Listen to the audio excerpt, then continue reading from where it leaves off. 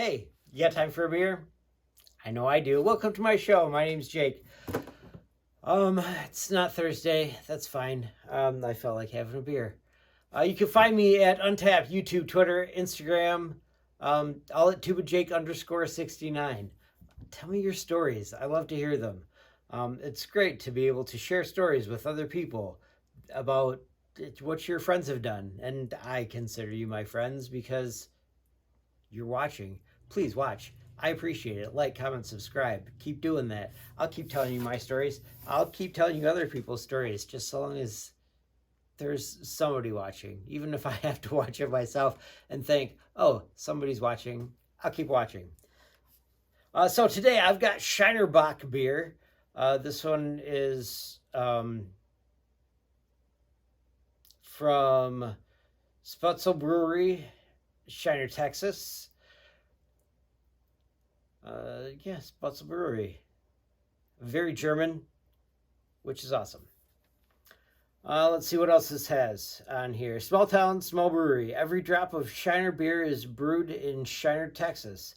Population 2,069. Nice. By local craftsmen who take pride in our little brewery and our classic Shiner Bock. This American-style Bock has a clean flavor and a slightly sweet finish. We hope you enjoyed drinking it as much as we enjoyed making it. Prost. Let's see, what else does this say about it? It says you get 10 cents back for this bottle here in Michigan. 12 ounces, brewed in Shiner. I wonder if it's Shiner. I used to know somebody whose last name was Shiner. She lives around here. Bock beer combines old world Bavarian heritage with American handcraft, brewing for a smooth, deliciously drinkable dark beer. Prost.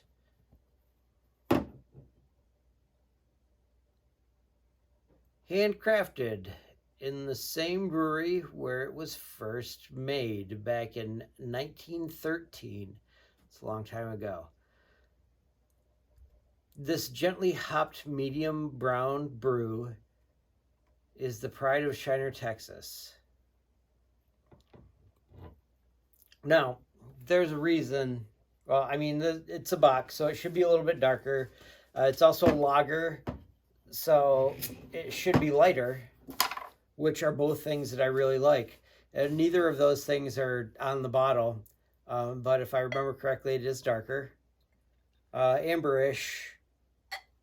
Yep, that's what it looks like.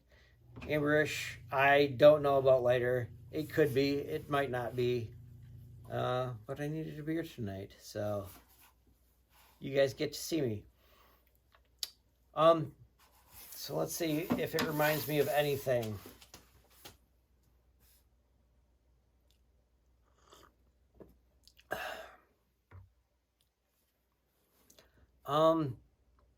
Okay, so it's sweet. It kind of reminds me a little bit of Killian's Irish Red, which, with it being a darker lager, kind of makes sense. Because I believe that Killian's Irish Red is a red lager. But it's also sweeter, which is good, because that's what I felt like tonight. Does this remind me of a story? Yes. Yes, this reminds me of a story. This reminds me of Saturdays in Crowley, Texas. I've got at least 2 friends on Facebook that would remember Crowley, Texas. Actually, I've probably 2 friends that would remember it well. And probably 3 friends that might understand where I'm coming from with this story.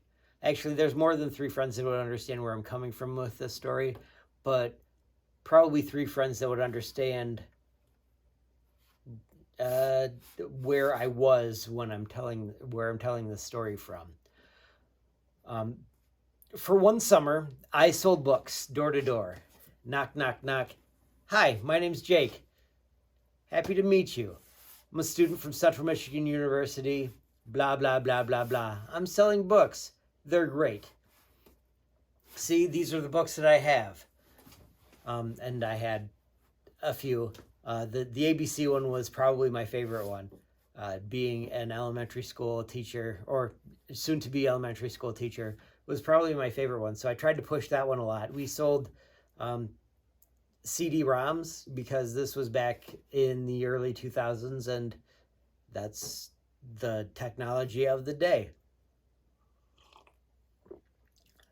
I'm sure now that people from the Southwestern Company just go around and sell subscriptions to their educational stuff, because you can use that stuff for the same things that you would use these books for. Although the books are nice because they're a hard copy and they don't change, and they're the same thing year after year after year.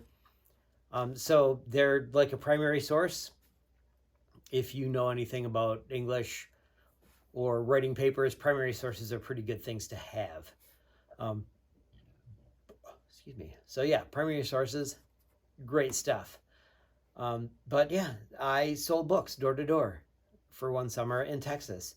And where I stayed was in Crowley, Texas. You probably have absolutely no idea where Crowley, Texas is, which is fine, because before I went down there, I had absolutely no idea either. Crowley, Texas is just outside of Fort Worth. It was a good place to be at that point in time because I was selling books in and around Fort Worth, southern or south of Fort Worth mostly. Joshua, Texas was a big one. I sold books in Burleson, Texas, Duncanville,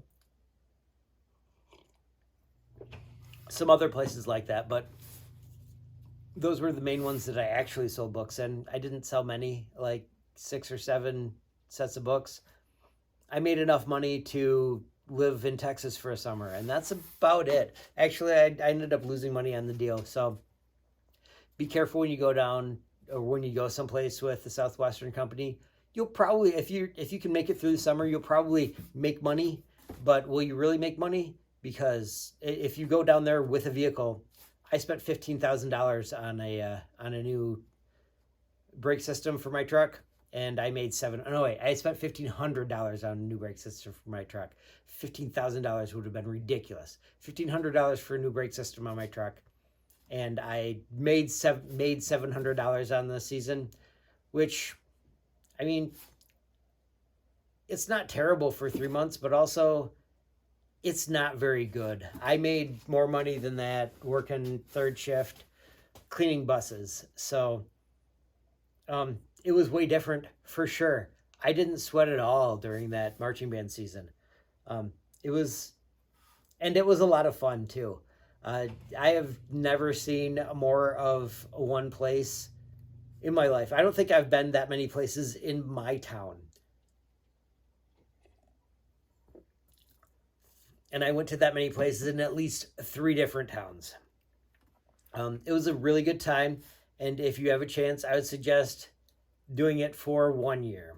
You'll probably be better at it the next year. And they will definitely try to get you to come back the next year. But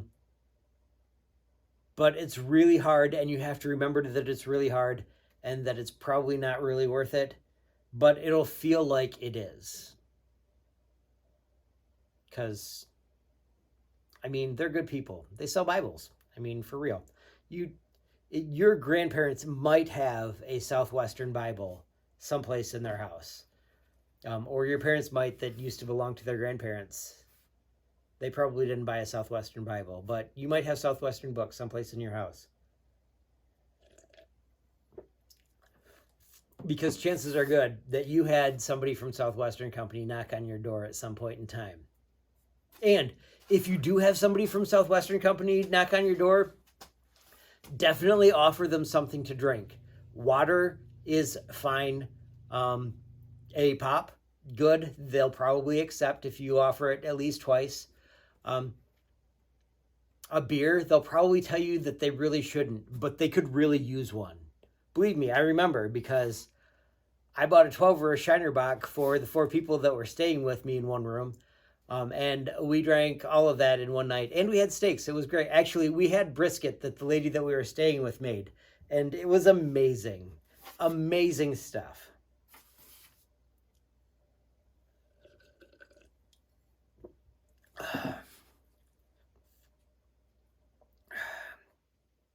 So yeah, anyway, that's what Shiner Bock reminds me of every time I drink it. The good times that I had with Josh and Jeff and Adam, especially Adam, because he was there the whole time. Oh crap, and I should remember his name, but I do not, because he left early, and I got money from the people that he was supposed to have delivered to, and I ended up having to pay some of that money because he promised some things that he did not order for them or have them pay for him, but I had to pay for him. Whatever. It was a real good time, and I had a lot of good times because how often do you get to go on a water slide? Talk somebody into going on a water slide, like a big one, by saying the things that you'd usually say to get yourself psyched up to go out and sell books during the day. How often do you get to do that? And she went. And she did not want to go when we got up there, but she went, which was awesome. Rob knows. Maybe he'll see this. Who knows?